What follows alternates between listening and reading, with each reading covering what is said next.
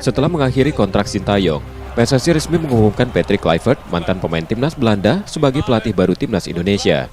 Pengumuman ini disampaikan melalui unggahan di media sosial Instagram PSSI. Kehadiran Kluivert disambut positif pencinta sepak bola dan penggemar timnas Indonesia, termasuk di Palembang.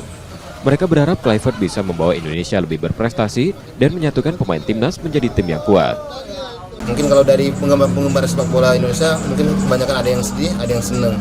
Mungkin untuk pengganti Patrick Kluivert ini mungkin bisa membantu lah timnas kita terbang lebih tinggi dari sebelumnya. Mungkin diharapkan dari pemilihan Patrick Kluivert ini kita bisa melaju lebih tinggi dari sebelumnya.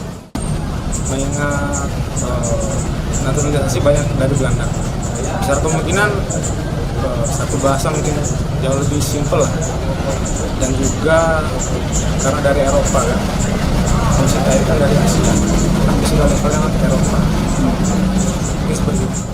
Setuju nggak setuju sih, intinya Kluivert bisa membawa timnas lebih baik lagi, bisa terbang lebih tinggi lagi sih, itu aja harapan saya. Selain itu, optimisme juga mengarah pada target besar timnas Indonesia untuk lolos ke Piala Dunia 2026. Nur Muhammad, Kompas TV, Palembang, Sumatera Selatan.